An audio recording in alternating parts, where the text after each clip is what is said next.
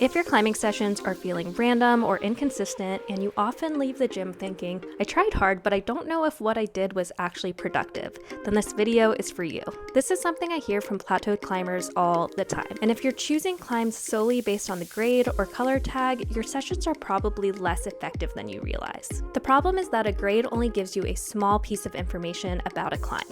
It tells you how hard it's supposed to be, but not what kind of challenge it actually gives you. So today, I want to show you a different way to choose climbs, so you can walk into your sessions knowing what you need to get on and why you're getting on it. Let's dig into it. The tool we're going to use for this is called the Rick Scale, but before I explain it, I want to quickly touch on a key reason why many climbers struggle to have productive sessions. It's that they don't know what they actually want to get out of the session in the first place. This isn't an issue of effort, but where that effort is directed. Are you trying to build strength on the wall, practice certain technical skills, develop your creativity? Once you're clear on the purpose of your session, the Rick Scale becomes incredibly helpful because it helps you recognize which climbs will train the things you want to work on. So what is the Rick Scale? The Rick Scale is a system created by route setters to describe climbs beyond just their grade. The scale was created by World Cup setters Tonde Cotillo and Jackie Goodoff. In an interview, here's how Jackie described it. 3 different elements came directly from my experience in rock climbing: doubt, complexity, and personal adaptation to a situation that can have several different answers. Together with some friends, I have developed a route setter way to grade the boulder or a route instead of the basic grade. We came up with a new idea of the Rick Scale that is in fact 3 different dimensions: risk, complexity, and intensity. While this scale was originally created for competition setting, it's also commonly used commercially to help increase the diversity of climbs available. And as climbers, we can use this same tool to better understand the type of challenge a climb will give us beyond just a grade. Let's talk about how the Rick Scale actually works. Each element, risk, intensity, and complexity, each gets its own score on a scale of 1 to 5. So instead of thinking of a climb just as V4, you might think of it as a V4 with high risk, low intensity, and medium complexity. One important thing to note about these ratings is that it's relative to the target climber. So if a route is graded 510, we're using the Rick Scale to describe how a 510 climber would experience it, not someone who's regularly climbing 512. With that in mind, let's break down each part of the Rick Scale, starting with risk. Risk measures commitment and your ability to deal with uncertainty. And I want to quickly clarify that something being high risk in this system does not necessarily mean that it's dangerous or that a climb is unsafe. Instead, it's about how committing a movement feels and how likely it is to force errors. For example, a low-risk climb can have slow, controlled movement. You feel stable throughout the positions, you can take your time, and there isn't an obvious jump-off point where you have to fully commit. An example of this would be a slow lock-off using a good foot. On the other side of the scale, a high-risk climb has committing movement that feels less in control and often includes factors that increase the chance for mistakes. A good example of a high-risk move is a multi-part coordinated dyno with dual-tex feet. Because it's dynamic, there's an obvious commitment point where you have to go for it. Because it's multiple parts, small mistakes can compound. And because it has slippery feet, there's an added layer of uncertainty. With these kinds of moves, the more you commit, the better the outcome usually is. And sometimes, even when you do everything right, you might still slip. Next is intensity, which encompasses the pure physical demand of a climb. A low-intensity climb doesn't require much physical output per attempt, but it's important to note that low intensity does not necessarily mean easy. For example, think of a no-hand slab walk where you're tiptoeing on your feet. It might be technically tricky, but you can try it over and over without needing much rest because it doesn't take a lot out of you physically.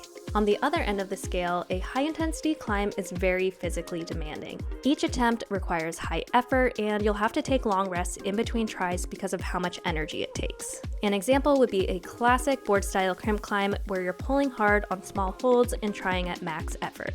The last factor of complexity tests your cognitive skills, like route reading, decision-making, creativity, and your ability to learn. A low-complexity climb has simple, straightforward movement.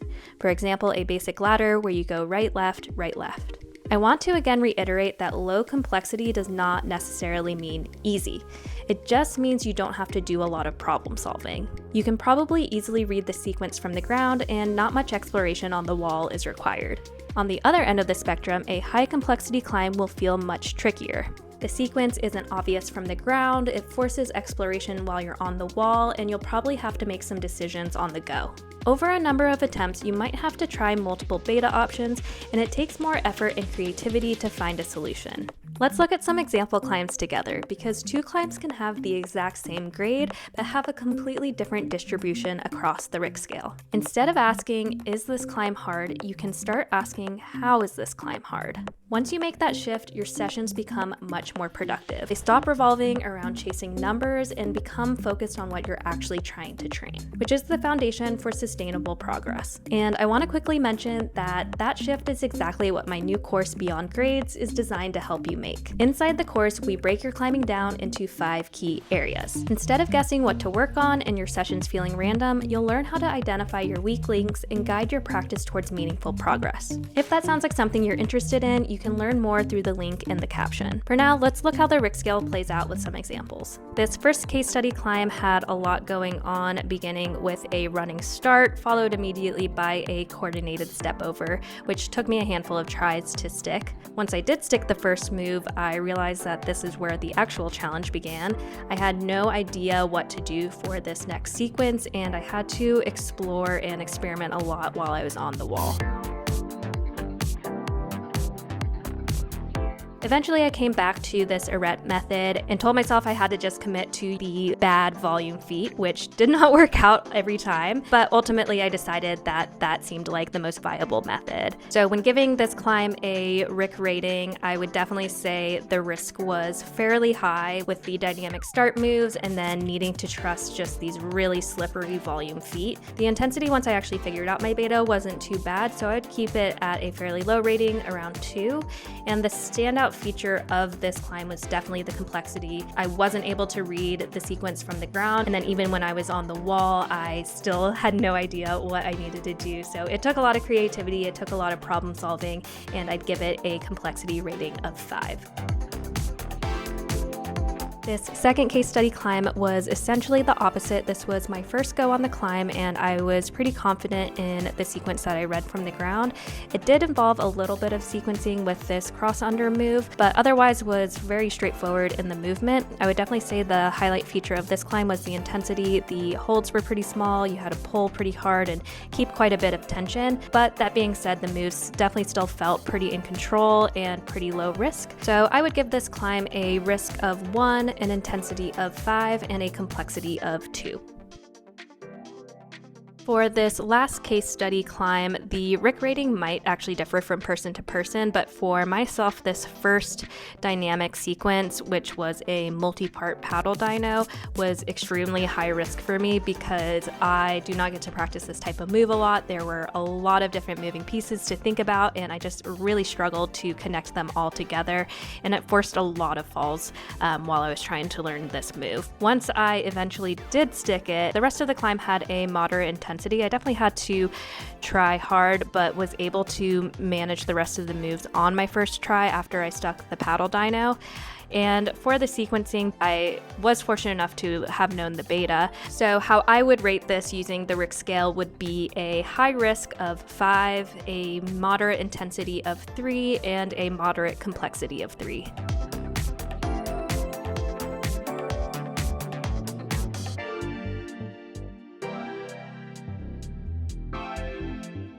So how do you actually use this in your own sessions? As you've seen, there are many different ways a climb can challenge you, and that's why it's important to know the purpose of your session. If you want to work on commitment and handling uncertainty, seek out some higher risk climbs. Look for climbs where you have to fully go for it. Coordination moves, dynos, moves where hesitation can make the difference between success and falling. If your priority is building strength on the wall, look for high intensity climbs. Ideally, keep the risk and complexity lower so you can focus on trying hard physically. If you want to work on skills like creativity, route reading, and learning tricky movement, look for high complexity climbs. You'll spend more time experimenting, adjusting, and refining, which builds adaptability.